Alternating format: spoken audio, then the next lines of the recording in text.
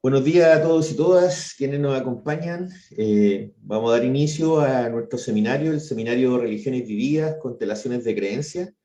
Es un seminario que nace al alero de la parte final del proyecto Fondesit Regular número 118359, financiado por ANI Chile, y que cuenta con la organización también y el patrocinio del Centro de Estudio Judaico de la Universidad de Chile y la plataforma web que nos va a permitir disponer de este video posteriormente a la realización del seminario, que es proyectareligión.cl. En esta oportunidad vamos a tener de invitado al profesor doctor Rolando Pérez Vela. Él es académico de la Universidad Católica del Perú, y quisiera dar parte de sus credenciales, además de doctor en sociología por la casa de estudio ya señalada. Él es Master of Arts por la Universidad de Colorado en Estados Unidos, es consultor en comunicación para el desarrollo e investigador en el campo de los medios y la religión, es miembro del equipo coordinador del Seminario Interdisciplinario de Estudios Religiosos CIER de la PUC, y ha sido investigador invitado del Centro de Investigaciones sobre Medios, Religión y Cultura de la Universidad de Colorado. Es miembro del Grupo de Trabajo sobre Religión, Neoliberalismo y Postcolonialidad del Consejo Latinoamericano de Ciencias Sociales CLACSU, y es miembro de la Latin American Studies Association de LASA. Rolando en esta oportunidad nos va a presentar un trabajo titulado Apropiaciones mediáticas de la religiosidad vivida en Lima, Perú. Dispone Rolando, y te aprovecho de saludar y dar la bienvenida a este equipo, a este grupo. Dispone aproximadamente de 25 minutos. Posteriormente voy a presentar mi propuesta y tendremos finalmente un espacio nuevamente de 25 minutos, 30 minutos para poder interactuar, consultas, comentarios y poder enriquecer el debate. Muy bien, muchas gracias, Luis. Estoy muy contento de poder estar con ustedes. Tuve muchas ganas de verlos y de estar allá presencialmente, pero en fin, cuestiones ajenas a mi voluntad me impiden hacerlo, pero uno nunca sabe. Ahora vamos a disfrutar de dos momentos cuando aprovechemos el boleto para volver para viajar. Bueno, quiero agradecer muchísimo a Luis por invitarme a este grupo. Estoy contento de poder compartir con ustedes algunos hallazgos de una investigación que ahora voy a compartir. Y eso, quiero traer el saludo de mi equipo, especialmente de la profesora Catalina Romero, con quien trabajamos en estos años en esta investigación sobre la religiosidad vivida. Entonces voy a entrar mi PPT para poder compartir. ¿Me puedes habilitar, Luis, para compartir, por favor?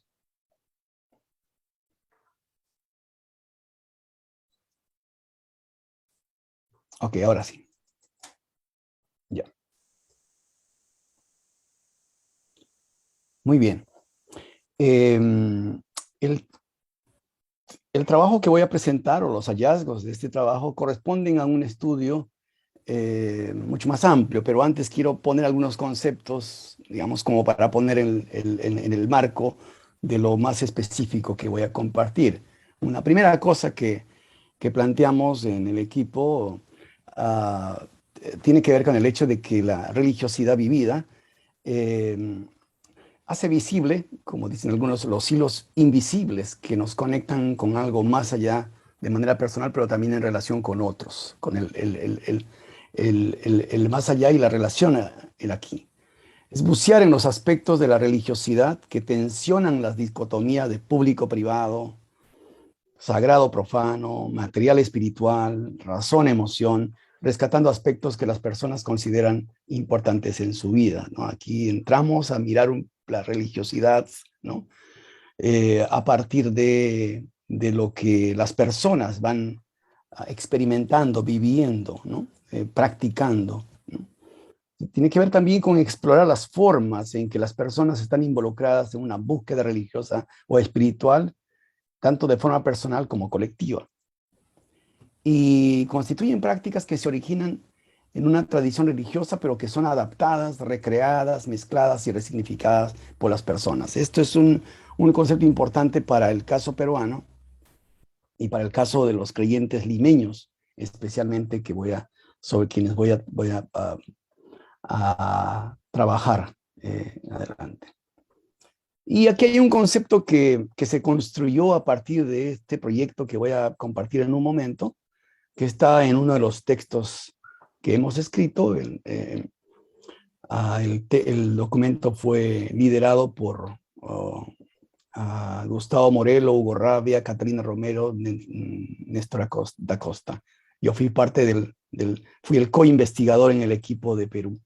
El concepto de religiosidad vivida no excluye una mirada a las instituciones religiosas tradicionales, pero reconoce a las personas creyentes como creadoras legítimas de prácticas y creencias religiosas y está abierto a las prácticas extraeclesiales.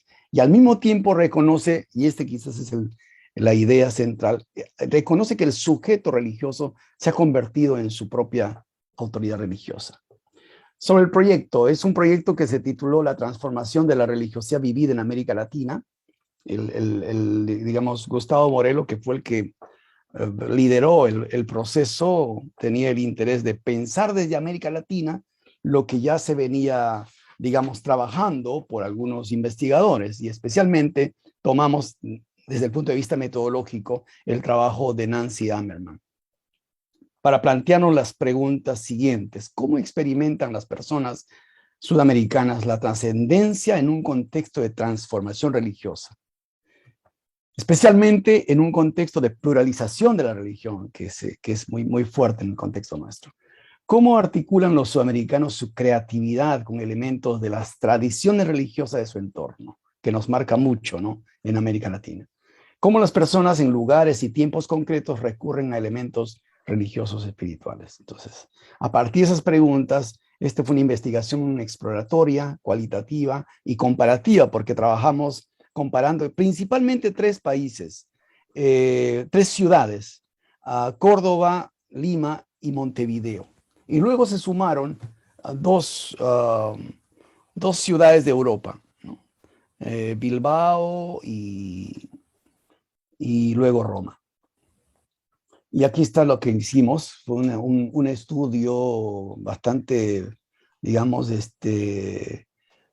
un estudio cualitativo que consistió en algo bien interesante, que era realizar una entrevista autobiográfica de las personas que nosotros escogimos para la indagación, con énfasis en sus prácticas religiosas espirituales en su vida cotidiana. Y luego también añadimos, tenía 2 momentos la entrevista, un primer momento para esta primera parte de conversación, y luego les pedíamos a ellos que nos trajeran un objeto que fuera un objeto valioso para ellos, que no necesariamente debería ser un objeto con connotaciones religiosas, para poder explorar allí digamos, lo más significativo de lo que ellos valoraban de su vida cotidiana. Y naturalmente aparecían allí pues elementos de su religiosidad, ¿no?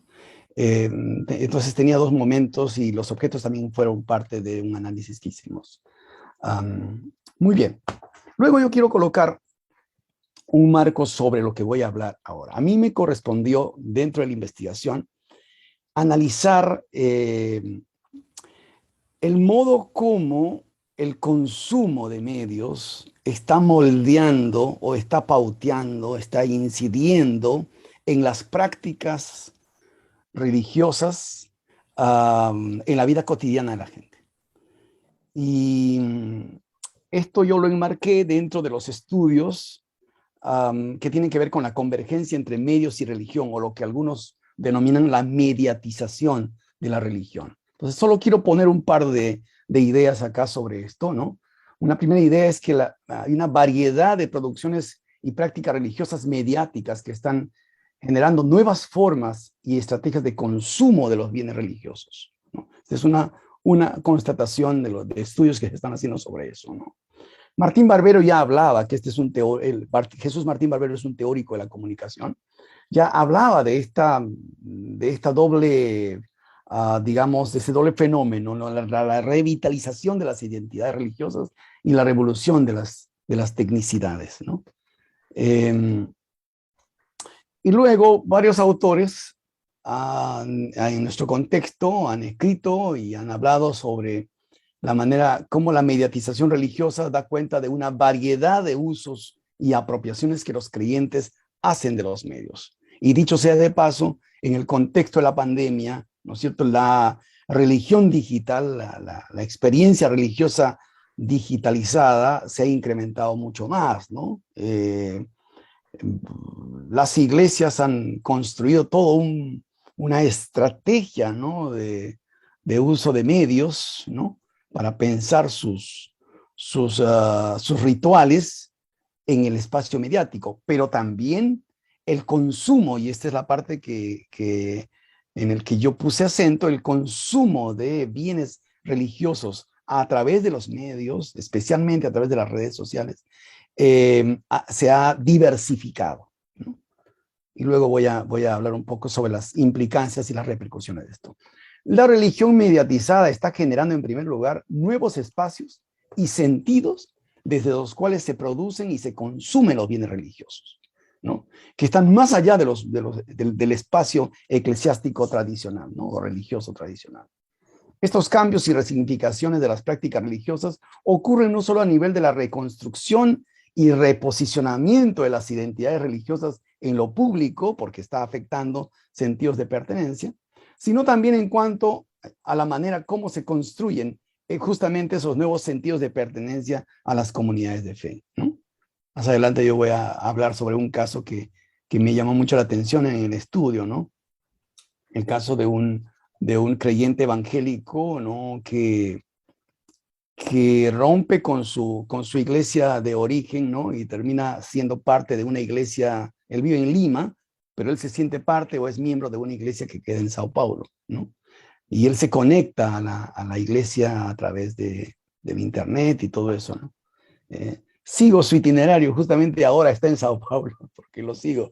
La investigación lo hicimos ya hace mucho tiempo, pero yo sigo con algunos de los casos que entrevisté, sigo chequeando para ver qué está pasando, ¿no? Bueno, voy a entrar un poco a los hallazgos del estudio. Una primera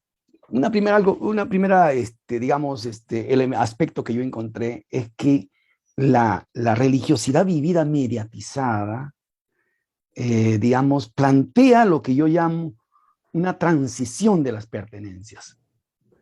Se genera en los creyentes que fácilmente puedan transitar entre diversas pertenencias religiosas y afirmar su fe, compartiendo rituales de comunidades de fe cuyos referentes doctrinales provienen de fuentes diferentes. Una cosa que debo mencionar es que yo voy a concentrar mi presentación en el estudio de creyentes vinculados a la comunidad evangélica, al campo evangélico, ¿no?, con todas sus variantes, ¿no? Y esto es interesante, hablábamos ayer con Luis, porque en los estudios sobre religiosidad vivida se ha trabajado muchísimo en el campo católico, ¿no? Hay pocos estudios que puedan mirar el campo evangélico. Me interesó mucho qué pasa allí, sobre todo porque estamos hablando de creyentes que tienen una adscripción tradicionalmente, tienen una adscripción muy fuerte a la vida, digamos, a la iglesia, y tienen una práctica muy arraigada en términos de hacer lo que se llama vida de iglesia, ¿no? Ser parte de la iglesia, no salir de ese marco, ¿no? Y es interesante encontrar justamente casos en donde hay una especie de transición, ¿no? Miren esta cita. Esta es una creyente de una comunidad evangélica, de lo que sería una denominación muy evangelical. Yo escucho los mensajes del pastor Rodolfo González, el de canal de televisión, el de Betel, que es un canal de televisión, yo le puse allí para aclarar en la cita, ¿no? Pues ella dice el de Betel, que es un canal de televisión. Este es un canal de televisión de un movimiento religioso evangélico neopentecostal muy importante, muy influyente, es un emporio digamos, televisivo, ¿no? Entonces dice ella, yo escucho los mensajes del pastor Rodolfo González en Betel, del Movimiento Misionero Mundial. También sintonizo el programa en donde predica el pastor Bullón. Él es adventista, es un adventista. Y también me gusta escuchar por internet los mensajes de una iglesia de Miami. Es un cura, pero tiene unos mensajes tremendos también, dice Marta, ¿no? Muy interesante, ¿no? Porque está conviviendo con distintos referentes, fuentes, ¿no es cierto? Que no necesariamente corresponden solo a su iglesia fundacional, ¿no? Su iglesia evangélica, pero este es un fenómeno interesante.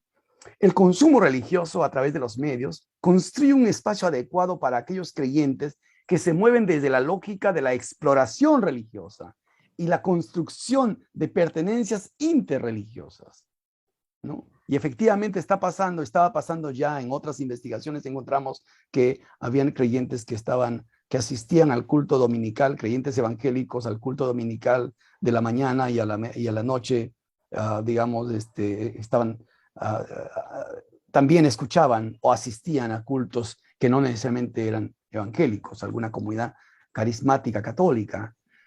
La experiencia religiosa mediatizada ocurre de manera descentrada y en desplazamiento. Esto es una constatación, ¿no? Y la mediatización, o sea, lo refuerza, lo exacerba, ¿no?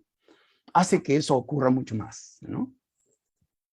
Una segunda idea que quiero plantear es que esta reconexión con la religión tradicional popular. Esto me llamó la atención. Este es el caso de una creyente pentecostal de un barrio pobre de Lima, ¿no?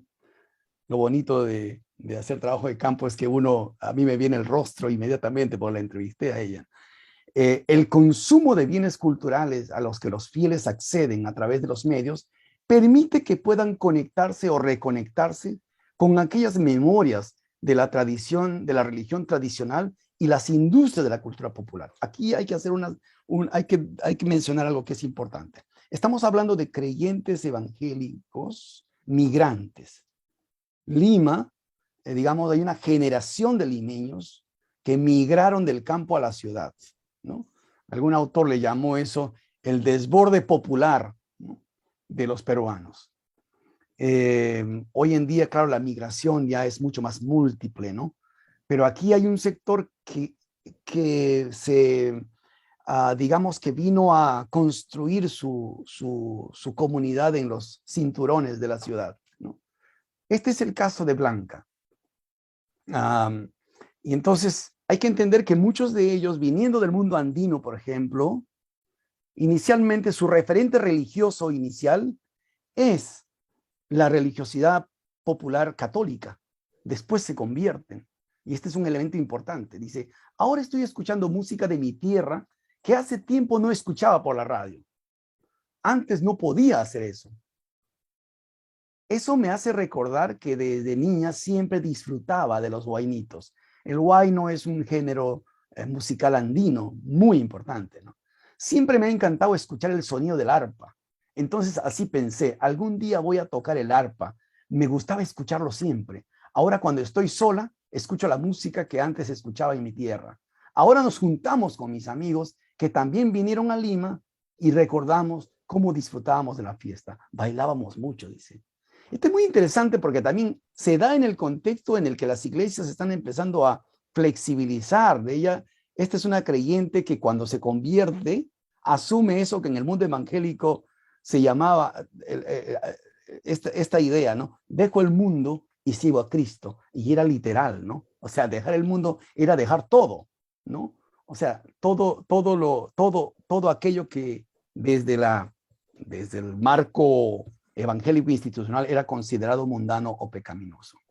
El consumo cultural, mediado por las tecnologías, posibilita la construcción de puentes entre la memoria religiosa legitimada por la institución tradicional y otras memorias que se construyen en el proceso de interacción con otros referentes culturales, en donde lo sagrado y lo profano están menos, debe decir allí, menos conflictuadas e interactúan con mayor fluidez, ¿no? Yo puse unas imágenes imaginando un poco que probablemente Marta ha sido parte de una de estas fiestas, ha disfrutado, ¿no? Pero que la conversión evangélica anuló eso, lo puso en paréntesis. Y digamos, su interacción ahora, ¿no?, con las industrias mediáticas, industrias culturales mediáticas, lo reconecta, ¿no? Se reconecta con esa memoria. Entonces, conectado con eso, yo encuentro una religiosidad en movimiento y desterritorializada. Las nuevas comunidades religiosas fronterizas, alimentados y sostenidos por los nuevos medios, hace que la experiencia religiosa sea producida y reproducida, creada y recreada por el propio creyente, y este es un elemento de la religiosidad vivida. Dice María, yo me dedico a tomar fotos de las cosas que pasan aquí en mi barrio, en Márquez, perdón, pasan aquí en Márquez, en su comunidad, y luego los subo al Facebook. Los amigos me dicen que sí les gusta, que está bien lo que hago. Yo trato de compartir sobre los problemas sociales, de lo que hacemos con las mujeres en la red de mi iglesia. Las fotos que tengo, por ejemplo, ahora que he tomado, son fotos del río Chillón, un río muy contaminado. Así quiero llamar la atención sobre esta realidad que muchos no conocen y sobre lo que nosotros estamos haciendo. En una de las fotos sale mi nieta junto al río. Allí está ella con los brazos extendidos orando. Y esta foto es potente. Esta mañana yo había perdido la foto y le llamé a ella para que le digo, mira, tú me contaste esto en un momento, puedes ubicar la foto, y me mandó la foto, ahí está su nieta, pero la imagen es interesante. Ella no pide autorización a su iglesia ni nada, ella está allí, digamos, desarrollando o practicando su fe en ese contexto, ¿no? Esta es una zona. Ella es una activista ahora de los temas ambientales y su trabajo es reconocido, ¿no? Pero ella no está bajo la sombra de ninguna autoridad institucional. Al usar el Facebook, María Luz no solo se convierte en una difusora masiva de su fe, sino que además este espacio le permite empoderarse en una esfera que trasciende el poder que se construye en el ámbito de su propia iglesia o su propia comunidad, porque ella se empodera, ¿no es cierto?, en ese proceso. Y luego voy a correr un poquito. Sí, tengo 10 minutos. Estoy introduciendo aquí un concepto que se maneja en el campo de la comunicación que se conoce como el prosumidor religioso. El prosumidor religioso es alguien que se convierte en un productor, en un consumidor y en un productor a la vez, ¿no? Y este es un poco lo que yo encuentro, ¿no? Que se desplaza el creyente pasivo, el receptor pasivo de los discursos y los saberes religiosos institucionalizados, por un feligrés capaz no solo de interactuar con diversas fuentes comunicacionales, sino también de intervenir en la reelaboración y difusión de los discursos religiosos en espacios y con interlocutores definidos por el propio creyente. Es el creyente que define con quién interlocuto, dónde, qué discurso produzco, o sea, y qué aspecto de mi fe lo coloco allí, ¿no? Ahí hay un elemento interesante. Y genera un creyente que otra vez le llamo yo desterritorializado. Este es un caso muy interesante. Edgar es un creyente nazareno que tiene un itinerario muy interesante. No tengo tiempo para contarles todo el itinerario acá, pero solo voy a hacer unas citas de él. Dice él, yo me considero, voy a empezar mejor con la cita segunda. Yo he cambiado mucho, dice él. Antes escuchaba solamente música cristiana. Ahora escucho otros géneros y encuentro mucha teología en ellos, como me pasa con las canciones de YouTube. Sus canciones tienen una fuerza espiritual muy grande. Muchas de las letras de las canciones de Bono me llevan a pensar en la teología de la imagen de Dios en nuestra vida. Por ejemplo, Beautiful Day es una canción hermosa. ¿Cuánta riqueza hay allí para pensar sobre la vida? Hay frases profundas, como después de la lluvia vienen los colores. Yo me considero, dice él, ahora más que un creyente, y esta es una frase interesante, un practicante de la fe. Porque creo que no basta creer. El apóstol Santiago decía que hasta los demonios creen. Ahora yo me considero un practicante cristiano, no por imposición como antes.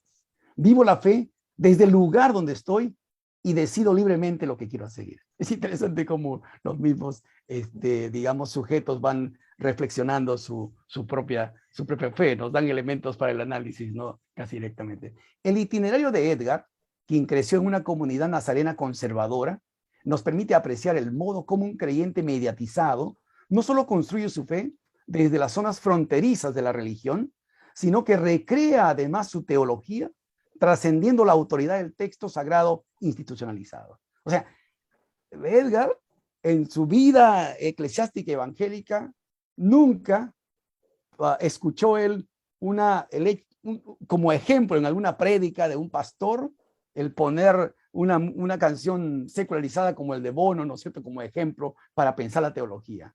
Lo construyó él en este nuevo espacio de fe, ¿no?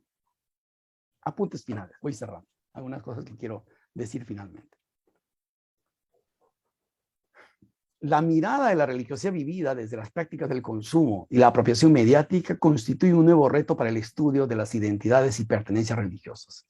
Esto significa atender de manera simultánea y en interacción los marcos de identidades, de pertenencia, con los registros referenciales de las nuevas identificaciones que se construyen desde las ofertas mediáticas y las nuevas identidades y sentidos de pertenencia que dicha interacción produce.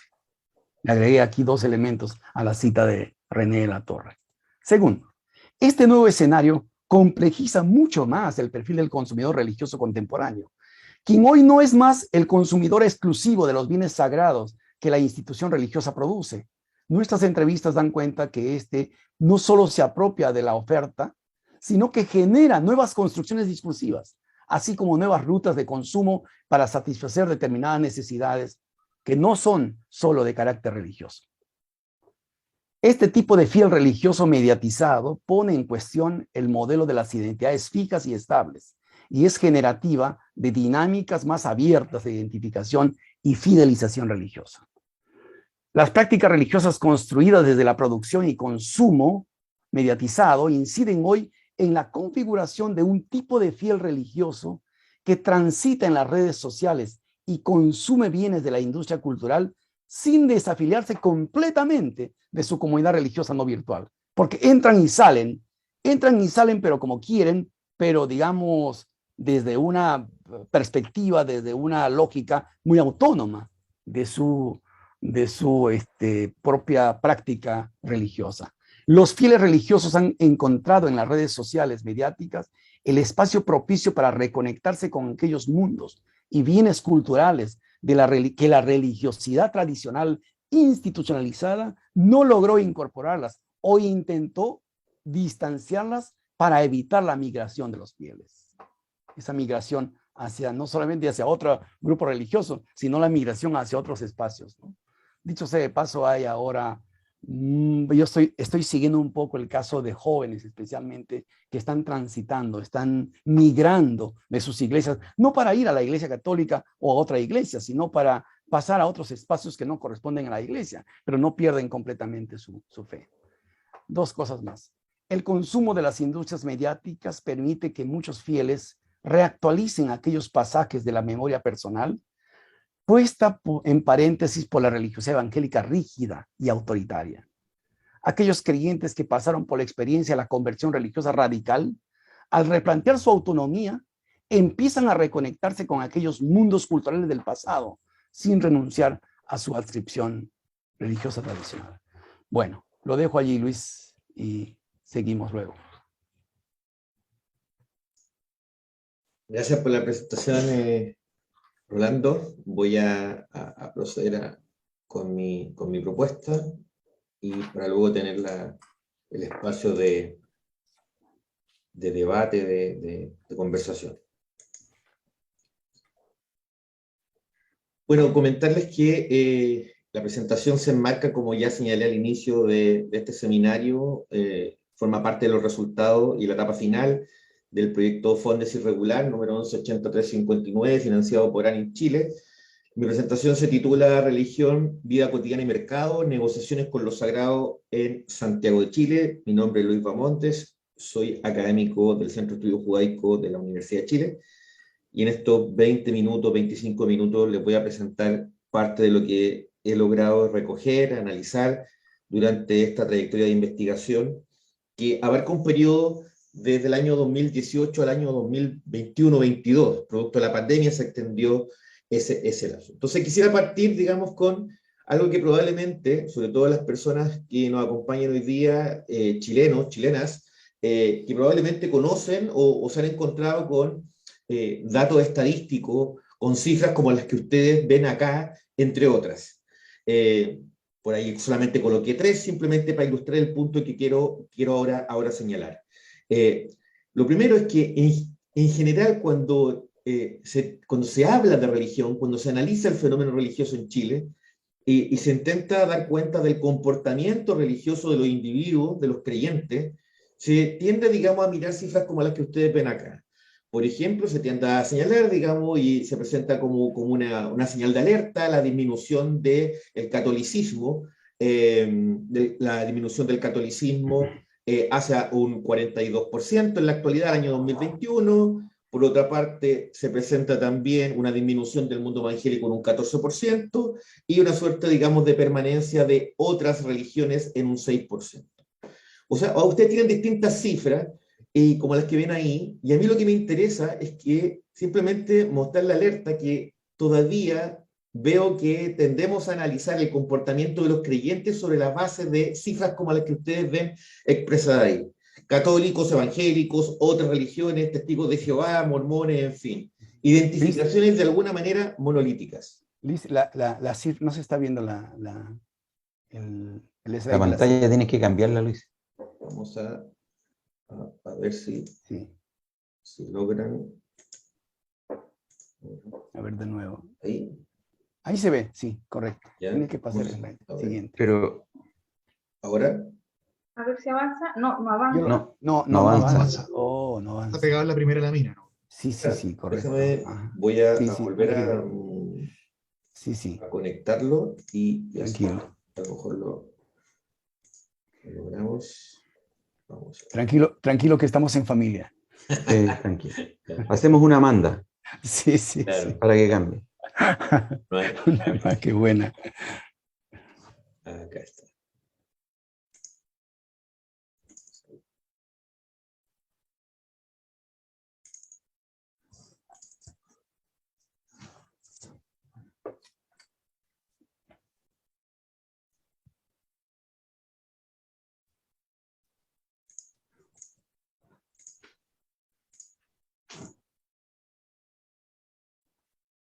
Ahí está. A ver. ¿Sí? Y vamos a ver si ahora corre. Se ve la No. primera, se ve la primera. No corre. Y si la vas pinchando cada una directamente. Si quieres me envías, Luis, y yo voy moviendo. Me envías por el WhatsApp. ¿La primera la logran ver? Sí. Sí, La primera sí se ve. La segunda- Ahí sí. Ahora sí, Ahora ya está, perfecto. Debe ser un problema, digamos, de la plataforma. Ahí sí, logran ver. Ya Sí. está, sí. Era para ver si estábamos atentos a la presentación. Atentos. Bueno, retomando el punto, lo que ustedes ven ahí son las cifras que le estaba comentando, y el punto central, simplemente para ilustrarlo, era que en definitiva uno tiende, digamos, a hacer el análisis todavía respecto al comportamiento de los sujetos creyentes en Chile sobre la base de cifras como las que se expresan en las gráficas que ustedes ahora están viendo. Mi propuesta, en definitiva, es que todavía los marcos teóricos referenciales respecto a comportamiento, identificación, identidad religiosa, siguen mirando la religiosidad o la religión desde una perspectiva que es monolítica, desde una perspectiva, digamos, de las grandes instituciones, de las grandes iglesias, de las grandes referencias en términos, digamos, eclesiales fundamentalmente. Y por lo tanto, no sé si ahí lo pueden ver, ahora la siguiente diapo. ¿No? No, la siguiente diapo todavía no aparece. Algo más lento. Bueno, Me da la impresión que tienes que ponerlo como visualizar presentación abajo, para que te ocupe toda la pantalla, y ahí puedes ir cambiando de diapo. está... Ahí sí. Déjame... Había logrado. Apareció, había aparecido. Sí, ahí estás. Ahí está el segundo. Voy a ver si es que logra moverse el... ¿Logran? Ajá, sí. Está Lo voy a bien. dejar ahí porque al parecer al proyectar se genera el cambio. Entonces, lo que les muestro ahí básicamente es que esta idea, digamos, esta estructura en definitiva, de entender y comprender lo religioso sobre la base de lo institucional, permite, a partir de categorías como la de religión vivida, transitar, digamos, hacia un modelo comprensivo distinto, un modelo comprensivo que intenta, por ejemplo, evitar los dualismos a los cuales probablemente estábamos acostumbrados, las distancias sacro-profano, la distancia entre lo institucional y lo alternativo, o las distancias básicamente que tienen relación, digamos, con lo que ocurre en los templos versus lo que ocurre, digamos, en el espacio privado. Y es por eso que el enfoque de religión vivida intenta evitar los dualismos, visibiliza a nuevos actores, valora el dinamismo y la flexibilidad con lo cual los sujetos se relacionan con lo sagrado o con lo trascendente, muestra claras señales de creatividad en ese proceso de resignificación, como el que nos señalaba también ahí Rolando en su presentación. Y una cosa que es bien importante, y es que intenta rescatar los usos cotidianos que se realizan de lo religioso, lo espiritual, lo mágico, lo esotérico. Coloco a todas estas categorías porque en definitiva, digamos, tienen un aire de familia que para efectos de los sujetos, digamos, no poseen de alguna manera fronteras, es parte de un todo. Junto con ello, es importante también dar cuenta bajo este modelo de religión vivida, que en definitiva la religión se vive en múltiples espacios, posee diversas formas, y además se vive a velocidades que son distintas. Yo creo que son tres aspectos, digamos, que uno debiese comenzar a considerar cuando intente catastrar, levantar, a caracterizar el comportamiento religioso, en este caso de los chilenos y chilenas. La idea de los múltiples espacios en los cuales se vive lo religioso, las distintas velocidades con mayor, digamos, fuerza, con menor fuerza, siempre está presente, no es que se active, sino que siempre está en una suerte como de capa superpuesta, y por otra parte que se vive de maneras distintas. Se vive en espacios públicos, se vive en espacios privados, se vive en espacios festivos, se vive en espacios más íntimos, se vive, digamos, se vive a través de materialidades, se vive a través, digamos, de silencio. Por lo tanto, hay un elemento que es trascendental en la comprensión de cómo viven hoy día la religiosidad, la religión, digamos, los sujetos de la sociedad contemporánea. En consecuencia, sostenemos que se generan múltiples y diferenciados lugares de encuentro entre individuos con diversos compromisos religiosos, favoreciendo dinámicas y relaciones que son novedosas. Otra de las cosas que también es interesante cuando uno trabaja con la perspectiva de religión vivida es que quiebra, digamos, con ciertas estructuras probablemente a las cuales uno estaba acostumbrado cuando trabajaba modelos que eran tradicionales. Esta idea de pensar lo institucional, comillas, lo oficial, versus lo popular como lo marginal o lo alternativo. Y desde esta perspectiva, la religión vivida no es una propuesta que rechace lo institucional, sino que todo lo contrario, la incorpora y la hace formar parte, digamos, de la construcción del sistema de creencias de que poseen los propios sujetos. Es así como lo religioso tiende a, o uno debiese verlo, digamos, dentro de un ámbito comprensivo, donde forma parte de la identidad de los sujetos, le otorga sentido, digamos, a sus vidas, le permite continuidad en sus propias biografías, genera pertenencia, digamos, a una comunidad, a un colectivo, a una organización en particular, y por otra parte también lo que permite, digamos, es ciertos cánones que le otorgan orientación en las decisiones que el sujeto va adoptando también en su cotidianidad. Es por eso que el enfoque de religión vivida permite comprender los códigos de sentido que forman parte de la cotidianidad de los sujetos y que les permite relacionarse con lo sagrado en una multiplicidad de espacios, tiempos y formas. Esa es la propuesta bajo la cual voy a abordar, digamos, la evidencia que pudimos levantar a partir del trabajo de campo. Espero que puedan estar viendo ahí el mapa, la cartografía, y les quiero explicar un poco en qué consistía este proyecto de investigación Fondesit. La idea era básicamente, a partir de una pregunta que ahora la voy a simplificar aún más para que se comprenda, es ¿qué consumen religiosamente los chilenos y chilenas? Y cuando hablábamos qué consumen religiosamente, tenía relación cuáles eran sus motivaciones, qué es lo que en términos de materialidades consumían, qué productos, qué servicios, en qué espacios de la ciudad, cómo relacionaban aquel consumo con lo institucional, cómo negociaban en términos de mercado al enfrentarse, digamos, a la oferta, cómo se generaba la demanda, cuál es el perfil de los consumidores, cómo ellos mismos se identificaban en términos de identificación también clásica, como creyentes, como fieles, como usuarios, como qué. Entonces, el proyecto intentó a partir de 3 años dar cuenta de algunas de estas preguntas que le he señalado en términos bien simples.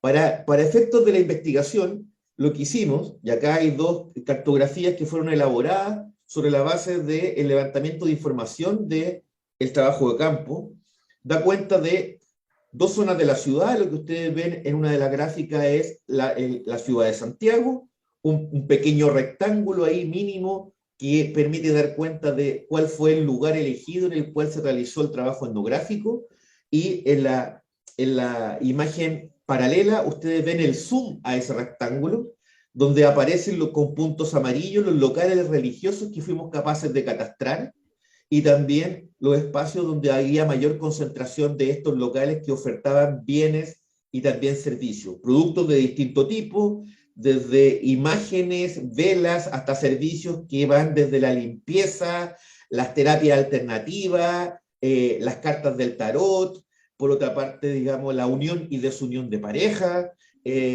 amarres, y una serie, digamos, de otros servicios que se ofertan libremente en la ciudad. Nosotros trabajamos con dos zonas particulares: la calle San Antonio, una calle que tiene una extensión de alrededor de 1 kilómetro, donde hay una alta concentración de este tipo de locales, y un pequeño pasaje que tiene una alta concentración de, comillas, tarotistas y otros sistemas adivinatorios. Entonces los segmentamos en la calle de la venta de productos religiosos, espirituales, mágicos y esotéricos, y la calle donde se venden servicios, como limpieza o prácticas adivinatorias. Y ahí ustedes tienen la gráfica que nos permite, digamos, dar cuenta de esa concentración que les comento, y que quizá a lo mejor le otorga mayor cercanía al fenómeno. ¿Qué es lo que pudimos ver? Que en definitiva, uno podría desglosar que los sujetos se vinculan cotidianamente con estos productos en el casco histórico de la ciudad, de gran movilidad, de gran tránsito. Recordemos que la ciudad se caracteriza por ser el espacio emblemático del intercambio de bienes y servicios en términos económicos. Pues también es el espacio por excelencia, en este caso, el contexto urbano, del intercambio también de bienes y servicios de características religiosas, espirituales, mágicas o esotéricas. ¿Qué es lo que hay detrás de estas motivaciones? ¿Por qué los sujetos recurren y asisten a estos lugares? Sostienen en su entrevista, y vamos a ver después algunos extractos, buscan básicamente protección. Y protección en ámbitos que tienen que ver con lo económico, por ejemplo, caer en cesantía, perder el empleo, perder el estatus o el lugar al cual les costó mucho acceder o llegar, en fin, protección, pero también protección en términos de su propio, digamos, integridad física, que llegar a mi casa luego del trabajo sano, no sufrir un asalto, pero también es protección entendida como quiero protegerme de no contraer una enfermedad. Por tanto, es protección en el sentido más amplio también de la palabra. Una segunda gran gama de motivaciones, esta idea de lo que me motiva para venir, para acceder a estos productos, a estos bienes, es explorar nuevos caminos religiosos espirituales. Cierta desafección en muchos casos de lo institucional, cierto rechazo a los modelos tradicionales que me vinculaban con lo sagrado, y ahora yo con mayor independencia, con mayor libertad, con menores barreras de entrada, salgo a la búsqueda de lo que realmente me haga sentido y me logre satisfacer. Es lo que autores como Frédéric Lenoir denominan como buscadores religiosos, o por otra parte, nómadas espirituales. Esta idea de salir en búsqueda de algo que me haga sentido. Y la tercera gran motivación de los sujetos para recurrir a este set variopinto de práctica y servicio, en muchos de ellos se repite la idea de dotar de sentido la existencia. En un mundo que me es hostil, frente a la incertidumbre, una suerte, digamos, de sentirse perdido, digamos, en este tipo, digamos, de relaciones, busco dotar de sentido mi existencia. Lo que quiero presentarle acá básicamente son 3 testimonios que intentan ilustrar estas categorías que yo les he descrito. El primero de ellos tiene relación, digamos, con lo siguiente. Flor dice: yo siempre compro aquí, es bien bueno, esto me da confianza, ya que las chiquillas saben ya que las chiquillas saben para qué es cada cosita que uno compra. Mire, si me siento ahogado, un incienso de lavanda, si siento el cuerpo pesado, hay una pulsera súper buena, y así, pues fíjese que igual yo compro algunas velitas, santitos para una pequeña altar que tengo en un rincón de la casa. Prefiero ahí pegarme mis rezos que ir a la iglesia. Es que al curita no le creo nada, llego hace poco de no sé dónde y ni siquiera nos conoce. Por otra parte, yo creo harto en estas cosas, dice otra persona. Desde hace un tiempo yo estuve súper mal como del ánimo, ¿me entiendes? Como que no sabía para dónde iban las cosas. Me había separado hace poco de mi mujer y tenía puros problemas. Vi todo negro, caballero. Y de ahí poco me fui metiendo en esto de las cartas. Y me ha ayudado mucho. Ahora sé para dónde ir y mucho más tranquilo. Igual a veces me pego una rezada en la casa porque esas cosas como que no se olvidan, dice Pedro, un cliente de una tarotista. Un tercer testimonio de una clienta de tienda esotérica, dice: usted ha visto cómo están las cosas ahora, mucha gente mala, a uno lo matan por un celular o una zapatilla. No, si la cosa se puso muy mal acá en Chile, mucha delincuencia. Por eso para mí es sagrado encomendarme a la Virgencita cuando salgo a tomar una micro para el trabajo. A veces me voy pensando que uno nunca sabe si vuelve en la noche a la casa. Fíjese que me da paz cuando me encomiendo. A veces también lo hago con una nimita que tengo cerca de la casa. Es de un caballero que acuchillaron, parece. Esta idea de que mi vínculo con lo religioso me genera sensaciones como confianza, tranquilidad, paz, en fin, no está presente solamente o exclusivamente en los espacios tradicionales, en el templo, en la iglesia o en la lectura bíblica, sino que ellos lo viven cotidianamente, forma parte de su vida, está integrado a su vida, y está integrado a su vida no solamente en momentos particulares, en una festividad, en fin, sino como lo hemos señalado, digamos, vive permanentemente con las personas.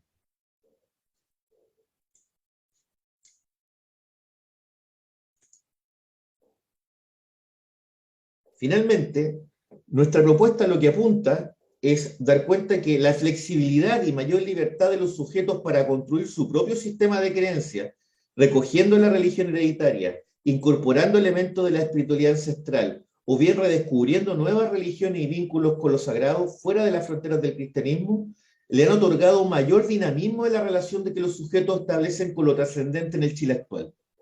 Y por lo tanto, una de nuestras propuestas de manera tentativa es comenzar a considerar otras formas, otras categorías que nos permiten de alguna manera comprender al sujeto, al religioso, al creyente, desde una mirada que va más allá simplemente de lo nominal en términos institucionales. Y por lo tanto, si bien las categorías que proponemos no agotan el fenómeno ni tienen esa pretensión, pudimos agrupar los distintos testimonios, 60 entrevistas que forman parte del proyecto, intentando agruparlos en 3 grandes categorías. La primera, la de los creyentes híbridos, sujetos que realizan constantemente mixturas, packs, lo que también algunos autores han denominado, digamos, como la religión a la carta o la religiosidad de alguna manera flexible o híbrida, y que de alguna manera lo que van dando cuenta es de la capacidad de los sujetos para también transformar y resignificar las identidades religiosas. Por ejemplo, nos vamos a encontrar en esta categoría con sujetos que se definen, cuando uno les consulta, por ejemplo, como yo soy católico budista, me siento cristiano mágico, me siento esotérico, qué sé yo, no sé, espiritual. O sea, la pregunta es, ¿las encuestas se están dando cuenta de ese tipo de mixturas, de hibrideces, de categorías? ¿O siguen mirando al sujeto bajo la lógica de las denominaciones más propias del siglo XX? Entonces la idea es dar cuenta que cuando vemos que el 42% hoy día en Chile son católicos, ¿qué implica ser católico? ¿Cuál católico? ¿El católico a mi manera? ¿El católico budista? ¿El católico esotérico? ¿El católico mágico? ¿Cuál católico? Ese es el punto, digamos, que quisiera tocar. Otra segunda gran categoría que agrupamos en las distintas entrevistas es la posibilidad de creyentes sin institución religiosa. Sujetos, digamos, que se definen como creyentes, pero que no adhieran a ninguna institución, organización o colectivo en términos formales. Por ejemplo, ¿qué es la figura clásica o más conocida propuesta por Grace Davis como una suerte de creer sin pertenecer? Y por lo tanto, en esa categoría del creer sin pertenecer, son sujetos que dicen, yo soy creyente en Dios, yo creo en las energías, yo creo en los espíritus, yo creo en seres, digamos, trascendentes, pero yo no soy católico, yo no soy evangélico, yo no soy, en fin. Por lo tanto, sujetos con alta práctica de creencia, pero con baja o nula pertenencia.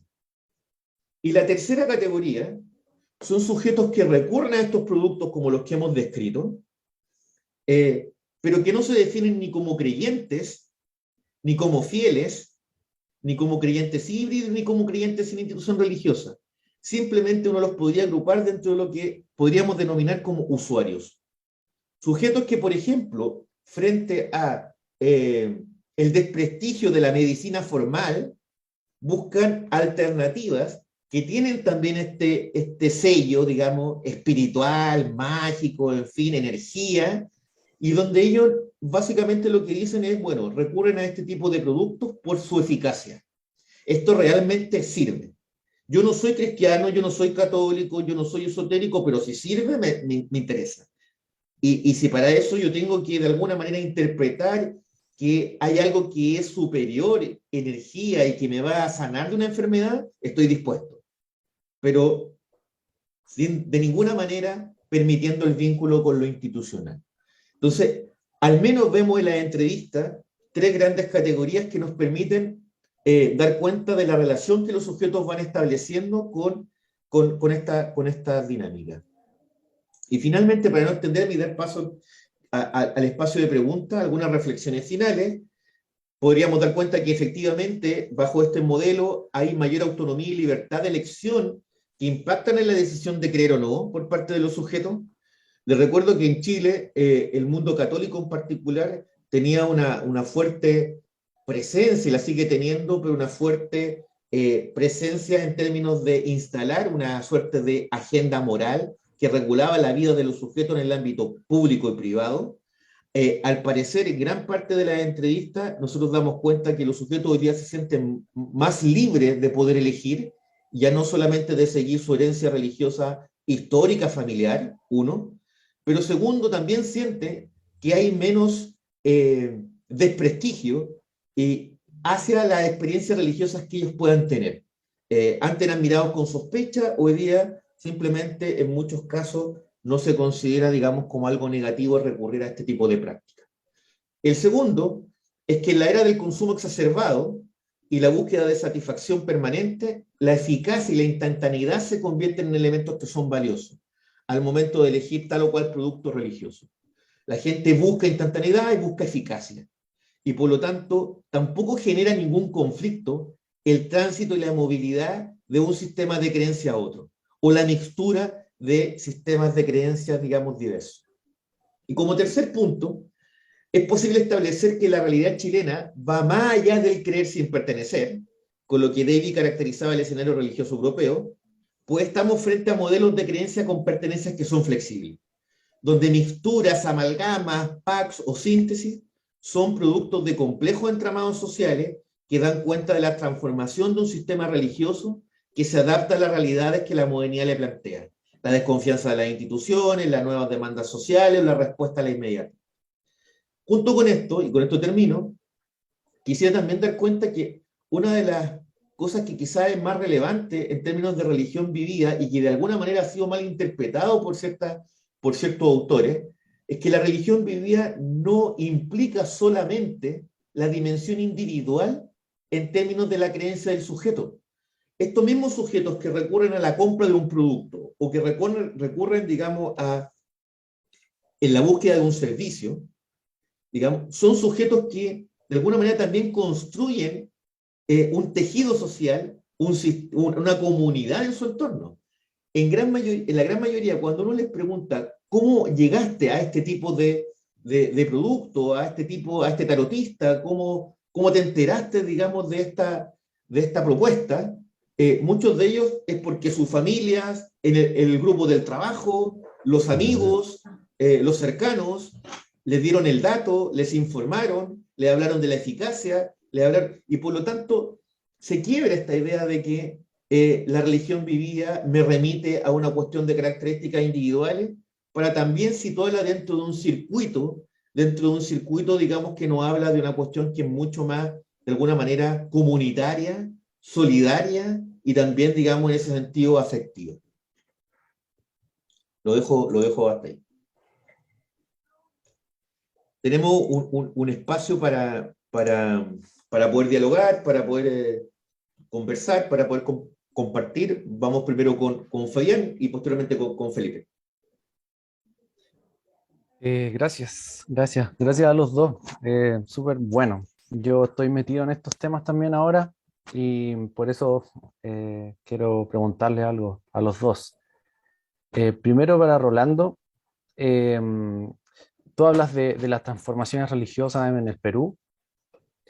Quería preguntarte en términos más concretos, en términos temporales, cómo podemos situar estos procesos de transformación religiosa, pensando no solamente en las transformaciones a nivel empírico, sino también como a nivel epistemológico, es decir, cuál es como el estado del arte de los estudios del fenómeno religioso en Perú, que a su vez han permitido visibilizar ciertos fenómenos emergentes o que de otra manera han reproducido ciertos esquemas de mirar lo religioso, que en el fondo es lo que estamos tratando de cuestionar con la religiosidad vivida.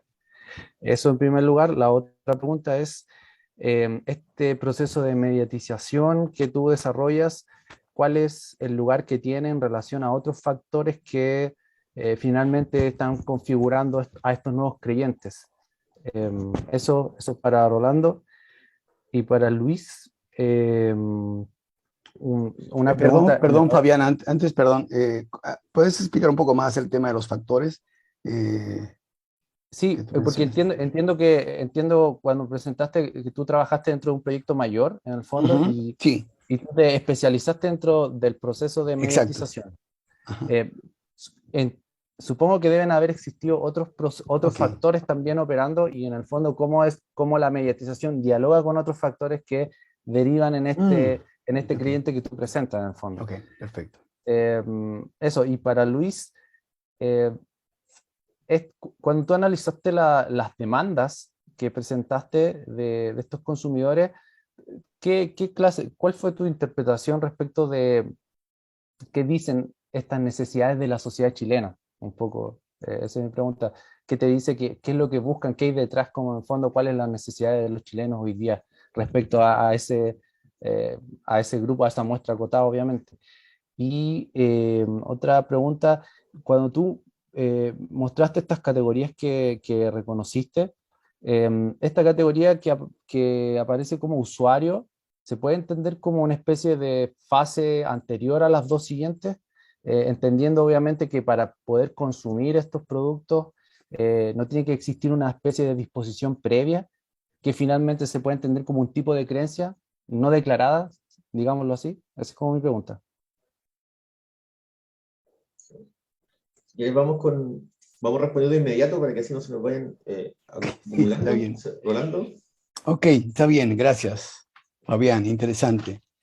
Mira, hay muchas cosas que mencionó Luis, que también en el contexto más amplio estamos observando en el Perú, ¿no? Dentro del marco de las transformaciones religiosas. Uno tiene que ver con el asunto de cada vez más las instituciones religiosas están, digamos, no sé si perdiendo, pero no son su autoridad en ambos campos, en el campo católico y evangélico, su autoridad institucional sobre el creyente, digamos, tiene un peso menor que antes. Y eso está conectado con el hecho de que cada vez más tenemos un creciente, digamos, cada vez más la categoría de creyentes autónomos está creciendo, ¿no? El creyente que cada vez más, digamos, siente que, como dicen los teóricos, ella misma, construye su propia autoridad religiosa, ¿no? este es un elemento bien importante, especialmente digamos, en instituciones religiosas que han sido históricamente, ¿no es cierto?, dadores de esas pautas morales, espirituales, ¿no es cierto?, incluso pauteando la vida más allá de lo estrictamente religioso, ¿no? Entonces, este es un elemento bien, bien importante y por lo tanto está ocurriendo pues una serie de entre y reinstitucionalización, ¿no es cierto?, respecto a los sentidos de pertenencia, ¿no es cierto? Ahí también hay un elemento interesante que Luis mencionó, que me parece que es interesante. Tenemos este creyente, efectivamente, cada vez más, es un creyente, Luis lo llamó un creyente de pertenencia flexible, ¿no? Múltiple, ¿no? Cada vez más. O sea, no solo internamente, en el campo evangélico ocurría hace mucho tiempo algo, que es que el creyente evangélico se adscribía a una denominación y era su denominación. Incluso internamente, esa transición no era posible. Y hoy en día ves un desplazamiento muy interesante de un neopentecostal que se convierte en metodista, un metodista que también transita por los movimientos más conservadores, ¿no? Entonces, hay este desplazamiento interno. Y por otro lado, y hay un desplazamiento interreligioso muy interesante, ¿no? O sea, hay más convivencias entre católicos y evangélicos más allá del espacio institucional de la iglesia, ¿no? Que tiene que ver con la conformación de otros colectivos. Pero también hay una cosa interesante que se está construyendo, una cosa que Catalina Romero ha llamado la sociedad eclesial, una sociedad civil eclesial, que es muy interesante, en donde los creyentes van cada vez más, digamos, demandando un lugar, una palabra desde el laicado, una palabra, digamos, para intervenir. Y lo tercero que quiero mencionar aquí es esta cuestión de una creciente estrategia de apropiación de lo público. O sea, y que en el caso evangélico tiene que ver con una lógica, una estrategia de desmarginalización, ¿no es cierto? O sea, porque es un creyente, es el otro religioso todavía, institucionalmente hablando, ¿no es cierto? Pero hay esta fuerte apropiación de lo público y allí conecto con lo mediático, allí es donde se vuelven, digamos, donde las comunidades y las iglesias empiezan a ver las plataformas mediáticas como lugar para esa apropiación pública, para dejar de ser el otro religioso y construir un poder simbólico allí, ¿no? Que es un elemento interesante. Y por supuesto, ese referente también, digámoslo, no solamente, digamos, esa estrategia no solamente está construida por los líderes, sino también por los propios creyentes, ¿no es cierto? Uno puede ver a actores religiosos, digamos, moviéndose en distintos espacios, ¿no? Es muy interesante, por ejemplo, ver una presencia muy fuerte de las dos representaciones evangélicas en el Consejo Interreligioso del Perú, ¿no? Probablemente, especialmente el sector neopentecostal, digamos, está en ese espacio sabiendo que no comparte toda la cuestión de las otras espiritualidades, pero tiene que ver con una estrategia de afirmación de su poder allí, de su presencia allí, ¿no? Entonces, esta apropiación de lo público es algo bien interesante, ¿no? Desde el punto de vista mediático, por ejemplo, es interesante ver cómo las radios, no sé si pasa en Chile, pero aquí en Perú teníamos las radios evangélicas, que eran como especie de templos evangélicos, ¿no? Esas radios evangélicas e históricas no tienen tanto peso ahora, porque, digamos, la apropiación de lo público ha pasado a esos otros espacios, a esas otras plataformas no eclesiásticas, más vinculadas a lo secular, porque hay una cuestión allí de necesidad de interactuar con el otro. Otra vez en la lógica de dejar de ser el otro religioso, de la desmarginalización, ¿no? Para hacer, es una cuestión de buscar reconocimiento y legitimidad, ¿no? Yo diría que ese es el contexto en el que, digamos, uno puede apreciar mejor, pero gracias por tu pregunta, Fabián, me permite, digamos, explicar un poco mejor ese proceso. Sí, respecto a lo que me consultaba, Fabián, esto de que dicen de las necesidades en Chile, un poco el diagnóstico que uno puede levantar a partir de los testimonios de los sujetos, es interesante la pregunta porque uno podría dar cuenta de que hay varios elementos que permiten vincular, por ejemplo, las crisis institucionales, la crisis en las instituciones, digamos, con lo que los sujetos están demandando. Hay varios testimonios en que los sujetos descreen de la iglesia y sienten que es un gatillante para que ellos busquen el camino propio, por ejemplo. Pero por otra parte también habla de un Chile, digamos, bien indefenso, porque una de las principales categorías en las cuales los sujetos tienen como motivación es la protección. Se sienten completamente indefensos, desprotegidos de un sistema de salud, digamos, que no lo logra, digamos, responder a sus necesidades, pero también de un sistema de empleo, digamos, que los tiene completamente precarizados, pero también, digamos, muy seducidos también por el consumo, por el materialismo, por la idea de mantener un estatus. Y también hay un aspecto que, digamos, que no toqué en la presentación, pero que también aparece bien interesante, y es que es un Chile de alguna manera, y los sujetos también dan cuenta de aquello, que padece de soledad. O sea, esta idea de la dificultad que tienen los sujetos para relacionarse y establecer un vínculo con, qué sé yo, afectivo con un otro, esta idea de la unión de pareja, la desunión de pareja, la idea de los amarres, la idea de la atracción, el saber si voy a encontrar la persona, digamos, que yo siempre esperé. O sea, es quizá la vida amorosa, es quizá uno de los aspectos, digamos, de mayor consulta por parte de los videntes y los distintos sistemas adivinatorios. Entonces, nos habla también de un Chile consumista, de un sujeto con mayor autonomía, de un sujeto indefenso, de un sujeto, digamos, que intenta responder a las crisis a partir, digamos, de sus propias acciones. Creo que hay varios elementos que uno podría cruzar entre lo que está ocurriendo en la sociedad, así en términos macro, con la ejecución de ciertas acciones por parte de los sujetos. Y respecto a lo segundo, el tema de si los usuarios podía ser considerado como una categoría de alguna manera previa o trampolín hacia las dos categorías que habíamos propuesto, creo que no necesariamente.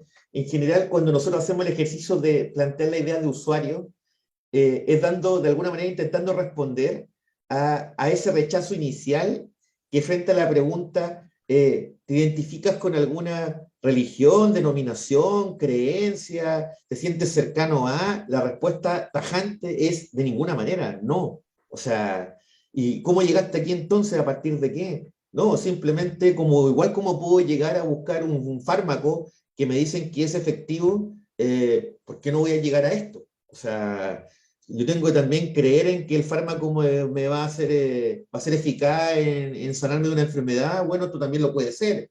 Y te colocan como ejemplo la medicina alternativa. Entonces, es un escenario que es bien interesante. Por supuesto que estas categorías no son estáticas. El sujeto que es usuario en el futuro podrá ser creyente, el sujeto que es creyente posteriormente podrá ser usuario, o también el que es, qué sé yo, un creyente institucional podrá en el mañana, digamos, ser un creyente flexible. Creo que es bien dinámico, y más allá de encasillar a los sujetos en una categoría estanca, la idea, simplemente el objetivo de este ejercicio era plantear que mirar al creyente más allá de la identificación nominal clásica que nos remite, digamos, a las religiones históricas.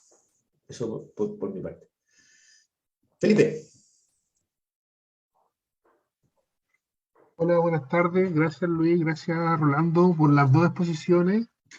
Quisiera destacar que ambas presentaciones muestran un aspecto novedoso u otro ángulo desde el cual ver la religión vivida, porque Luis, por ejemplo, nos muestra cómo interpretar este marco teórico desde lo que, desde una visión clásica, sería lo contrario de la religión, el servicio mágico. Ahí tenemos religión vivida en gente que quiere encontrar trabajo y va dando a una persona para que le ayude a lograr eso.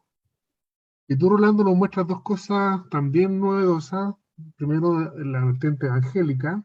Y segundo, o al menos yo no lo he visto en las publicaciones de Morelos y Asociados, esta temática de la metetización, cómo interviene el creyente evangélico y cómo utiliza los medios de comunicación o redes sociales para vivir su fe o modificarla.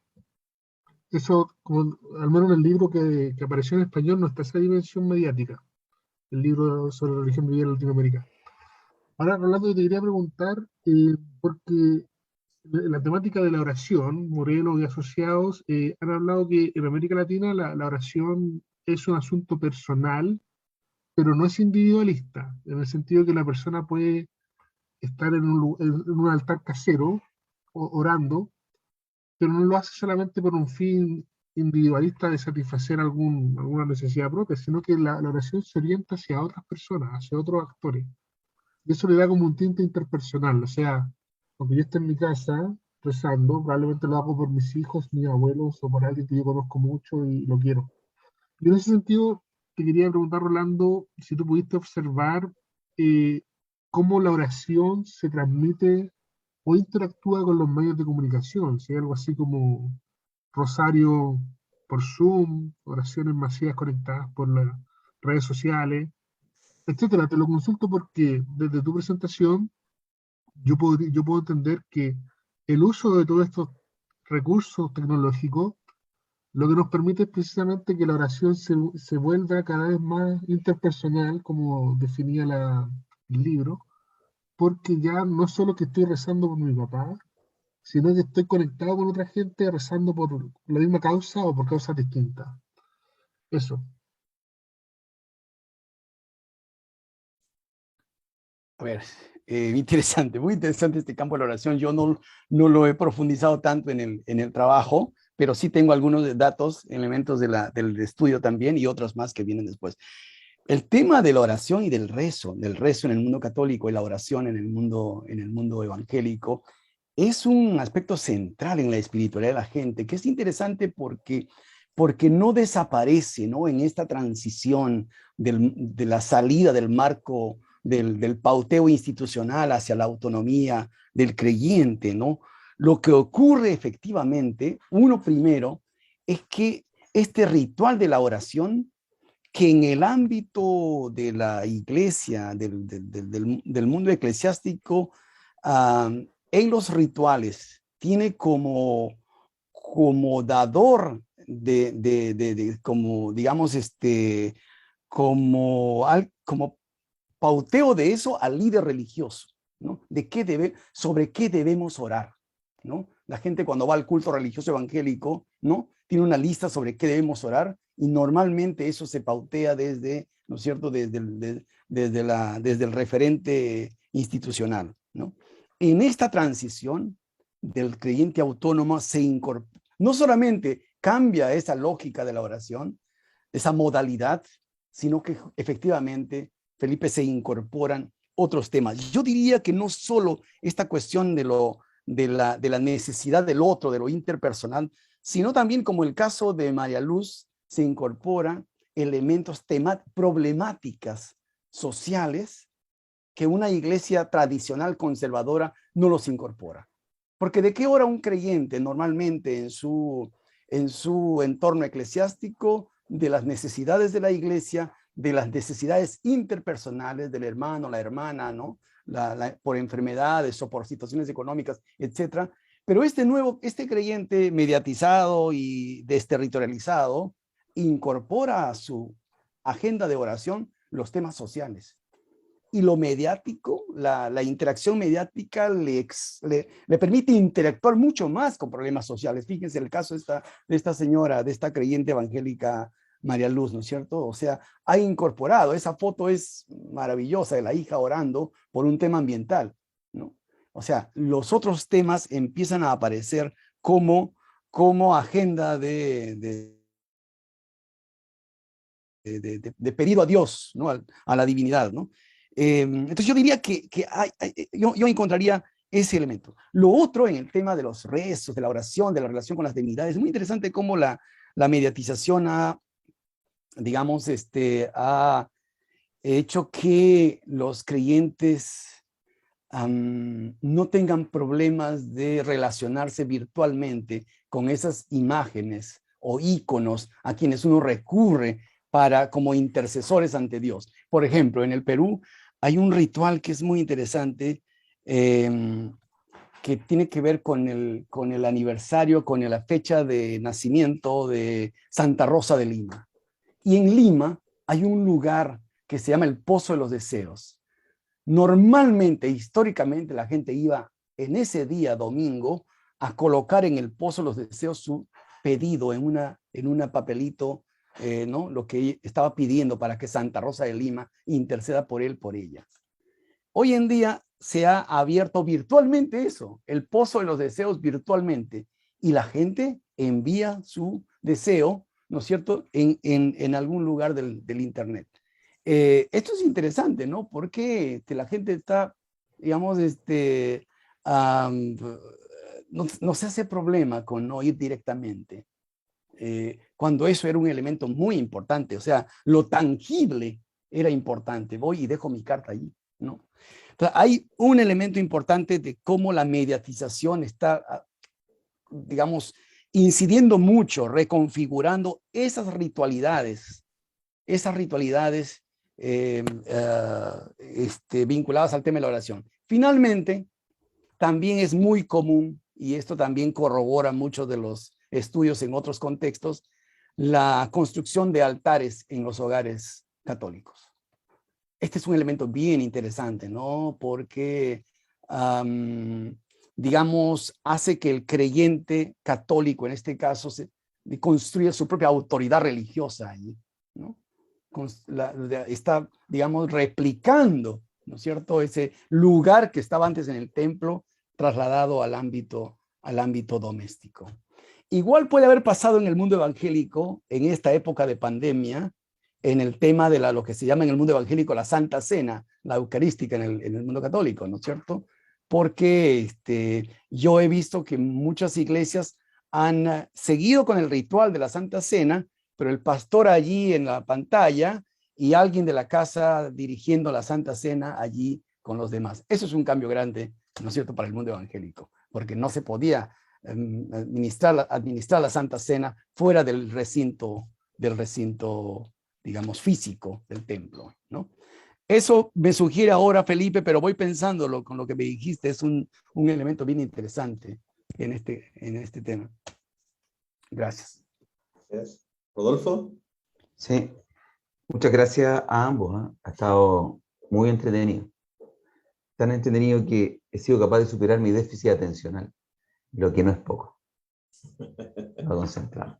Oigan, chiquillos, miren, si yo logro entender de lo que ustedes han puesto en la conversación, hay sin duda una continuidad, no hay un hiato entre lo cotidiano y la práctica creyente. No hay la fórmula en que yo asisto a un lugar en especial, sino que eso se produce en lo cotidiano, ¿ya? Entonces, Rolando usó una categoría que me resultó muy iluminadora, que es la categoría de prosumidor. Que yo quisiera plantearte, Rolando, y después a Luis, el prosumidor y como el sujeto que accede a producir y a consumir desde los mass media, desde las plataformas, ¿cierto? Lo religioso. Pero allí hay un empoderamiento del sujeto que lo convierte a él en una propuesta en sí mismo, al modo del que se comunica en TikTok, al modo del que se comunica en Instagram. Entonces, el sujeto es una propuesta en sí mismo. Y entonces, en lo religioso, eso también pareciera ser así.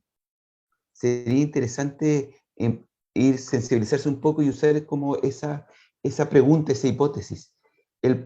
¿Es hoy día el creyente una propuesta en sí mismo? Como ya no un lugar sagrado en sí, sino que yo soy el que produce también, yo soy el que produce material sagrado. ¿Por qué? Porque me lo permite. Me lo permiten los más media, soy visto por otros, comunico ante otros. A mí me parece una pista interesante esa de explorar. Una cosa.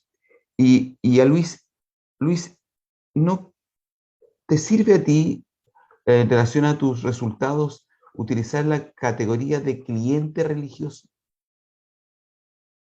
¿Te fijas o no? Porque en realidad es un cliente, él sabe lo que quiere, dónde lo quiere, lo elige y lo mezcla a su más puro antojo. Entonces, considerando la idea de lo cotidiano que permea a lo creyente. Entonces, la categoría psicosocial de cliente es una categoría súper potente. Digo, en la medida que uno empieza a tener recursos económicos para hacerse cargo de sus gastos personales, uno se convierte en cliente. Y eso sin duda permea todo. O sea, lo permea nuestro lenguaje. Nosotros, lo digo en Chile, ¿no? Cuando una idea nos parece interesante, uno dice, te la compro. te la compro, como categoría de producir conversación, te la compro. Ah, ya. Entonces, por supuesto que yo soy un cliente de lo religioso. Voy y elijo y mezclo cosas, ¿no?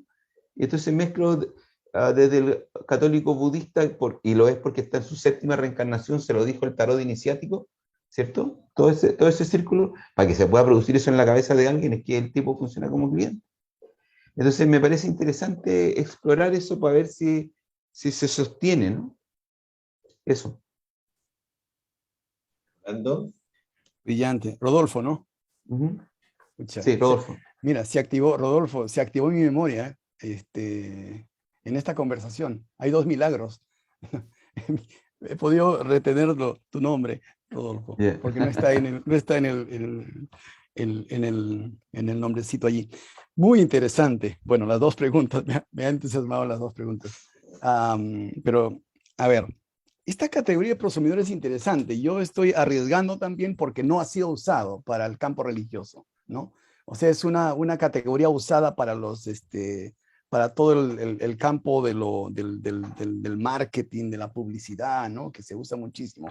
Pero yo lo incorporé, o sea, lo estoy incorporando con mucho cuidado, pero me gusta esta idea de la propuesta que planteas, ¿no? De cómo el sujeto aquí se convierte efectivamente, como dices tú, en una propuesta en sí mismo.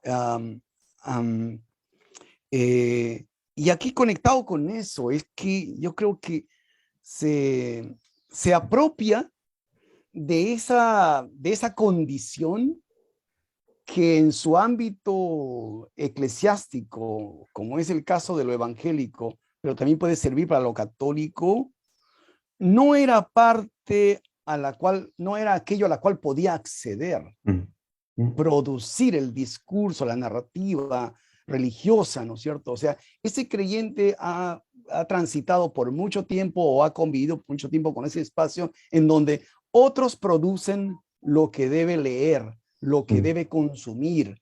Otros pautean cómo debe ser su práctica cristiana o de creyente, pero también lo que él debe decir a los otros, porque ese creyente incluso es pauteado sobre cómo debe evangelizar, cómo debes compartir tu fe con otros, ¿no?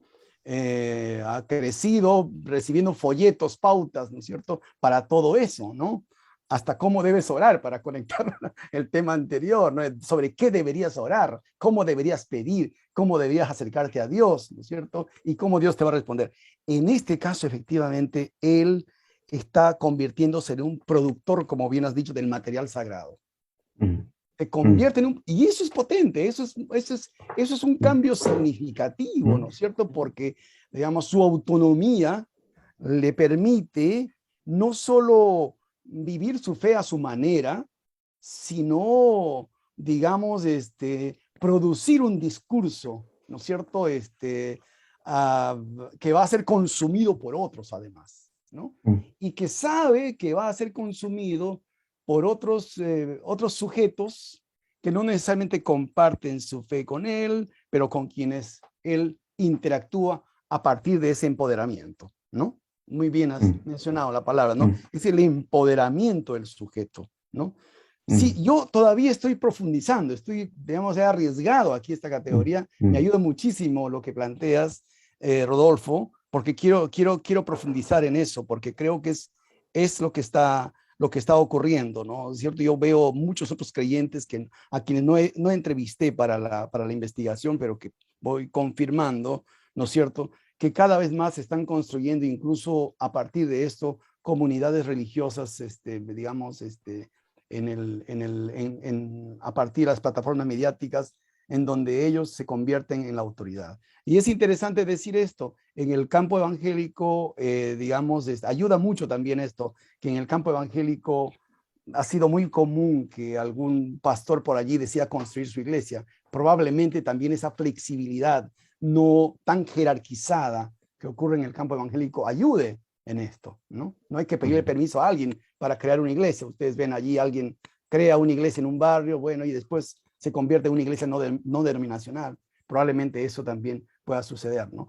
En fin, bueno, pero lo dejo allí sin terminarlo, Rodolfo, mejor. Gracias, Rodolfo, por la pregunta, por el comentario. Fíjate que yo pensé harto en la categoría, digamos, de cliente religioso, porque finalmente, digamos, la idea de un cliente religioso también me permitiría dar cuenta, digamos, de cómo el poder adquisitivo me permite, digamos, acceder a nuevos y más bienes y servicios religiosos. O sea, dependiendo de mi nivel de ingreso, yo puedo también acceder a determinados bienes. Si mi ingreso es menor, puedo, digamos, diferenciarme de aquello. Creo que solamente no es algo, digamos, que he utilizado en los escritos, en los papers, básicamente para no generar nuevamente la confusión de entender a este sujeto bajo la lógica economicista de costo versus beneficio, oferta versus demanda, en fin, y no caer en la propuesta de la Rational Choice Theory, que en definitiva, digamos, ha sido bien cuestionada y criticada, digamos, por entender que la dinámica de lo religioso se desenvolvería de la misma manera como el consumo de cualquier otro bien. Pero es una categoría, digamos, que a mí me parece viable, la del cliente religioso. Creo que tiene su potencia en la medida, digamos, que ese cliente, si bien tiene la posibilidad, digamos, de elegir, el poder adquisitivo que posea le va a permitir acceder a determinado número de bienes. Pudo dar cuenta de que hay clientes religiosos con mayor poder adquisitivo y otros con menor poder adquisitivo, que por lo tanto se genera también un acceso diferenciado. Unos pueden acceder a 10, otros pueden acceder a 5, unos pueden acceder a 1. Creo que tiene potencia. Yo diría que lo único que me falta resolver es cómo hacer para que no se me empalme con las críticas y los cuestionamientos que ha tenido la teoría económica aplicada a lo religioso, que intentan, digamos, ver este fenómeno como costo versus beneficio, oferta versus demanda, digamos, y distanciarlo un poco de aquello. Pero redefínelo como una condición de pensamiento, como un modo de pensar. Pero si es que el cliente tiene la razón, que es un modo de pensar, y se acerca a las cosas en función de su valor de uso, ¿cachai? ¿Me sirve o no me sirve? Claro, es por eso, para no ocupar la categoría de cliente, que insisto que tiene su potencia, y ahí yo te reconozco el punto, es que preferí, por ejemplo, en esta oportunidad, utilizar la de usuario. El sujeto que usa algo que racionalmente define, digamos, que esto tiene mayor eficacia que esto otro, y que por supuesto que en esa negociación también obviamente está lo económico, también está el intercambio y también están, digamos, los otros elementos propios de lo económico en términos más macro.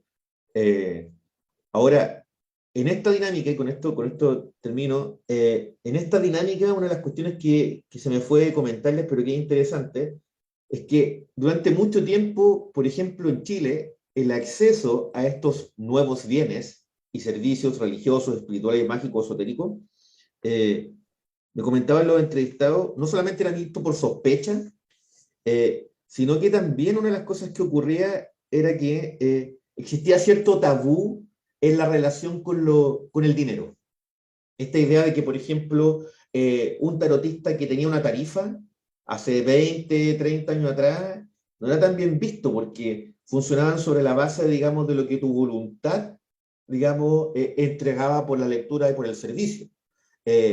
Hoy día eso va quedando atrás completamente, o sea, uno va a este pasaje tarotista y el tarotista tiene una máquina de red compra para poder pagar con tarjeta. O sea, y el tarotista hoy día te da una boleta o el voucher porque el leerse las cartas del tarot vale de 30.000 pesos hacia arriba.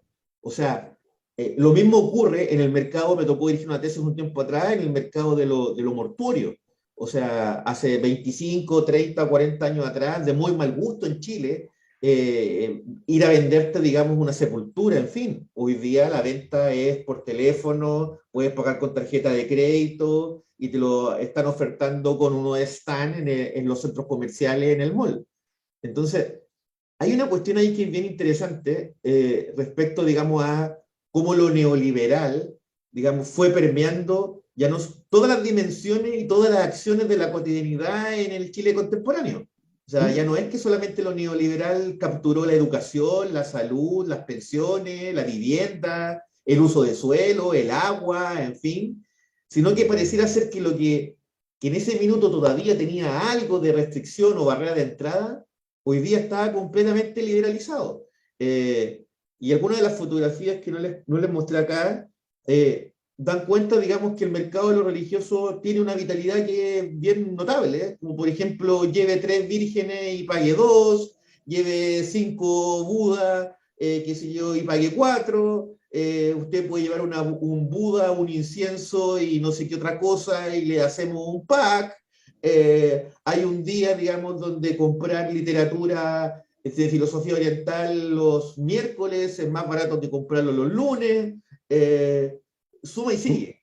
Y hoy día, y esto siempre ha existido, la idea de vincular religión con mercado. Yo creo que quizá lo novedoso está en que hoy día está completamente de alguna manera naturalizado, liberalizado, a nadie extraña, a nadie espanta, y donde los sujetos libremente, digamos, se relacionan con estos mercados y no les genera ningún conflicto entre vincular o recurrir a un producto o un servicio manteniendo su religión hereditaria católica, evangélica u otra. O sea, no hay ningún conflicto, digamos, dentro de su estructura para llegar, digamos, a amalgamar, digamos, todos estos bienes y servicios. Te compro esa idea, te compro esa idea. Bueno, estimados, estimadas, estamos cumpliendo con el horario dispuesto. Acá en Chile son las 13 horas. Les quiero antes de darle la palabra a Rolando, agradecer a ustedes su participación en este pequeño seminario, en este pequeño encuentro. La idea, digamos, es que poder reunirnos presencialmente en algún minuto en el transcurso, ojalá, del primer semestre, nuevamente con este grupo, para poder compartir con Rolando, y que esta vez podamos materializar su visita a Chile, y poder seguir trabajando en estos temas que creo que gran parte de los que estamos acá estamos involucrados, digamos, de distintas aristas, de distintos posicionamientos, pero que en definitiva suman al debate. Así que, Rolando, no sé si quieres, Sí, por favor. algo. Gracias, Luis. Estoy muy contento. Realmente he disfrutado muchísimo. Tengo muchos apuntes ahí para seguir reflexionándolo, rumiándolo. Y gracias. Todo lo que ustedes han comentado me hace pensar mucho. Y acepté con mucho gusto la invitación porque valoro inmensamente el trabajo de Luis. Lo sigo, por supuesto, leyéndolo. Y también he estado mirando el proyecto que él ha estado liderando, y por eso me dio mucho gusto recibir la invitación de él, porque coincidimos en muchas de estos hallazgos y también de los marcos a partir de los cuales estamos investigando, y me hace bien a mí escucharles y ver cómo podemos ir pensando también a futuro, ¿no? En compartir nuestros campos de estudio yo creo que lo comparativo puede ser muy, muy útil en este tiempo, ¿no? Sobre todo cuando tenemos países, siendo de países con características muy afines, ¿no? Hay varios elementos que nos unen. Y entonces, bueno, estoy contento, la verdad, y feliz de que la tecnología nos haya podido, digamos, haya hecho que logremos que no se pierda este encuentro que Luis lo había programado. Así que muchas gracias, Luis, y gracias a ustedes por este lindo tiempo. Gracias, Rolando. Te reitero los agradecimientos por compartir tu trabajo con todos nosotros. Y bueno, también agradecerle a todos quienes se conectaron para poder ahí también compartir, conversar y plantear, digamos, sus ideas con la finalidad, digamos, de que esto vaya creciendo en términos de disciplina y de área acá en Chile. Así que de verdad que le agradezco mucho su participación y tomarse estos minutos para poder conectarse a este pequeño seminario.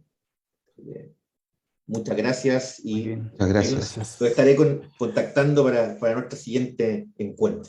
Excelente. Muchas gracias. Que tengan un buen día. Muchas gracias. Chao, gracias. Gracias.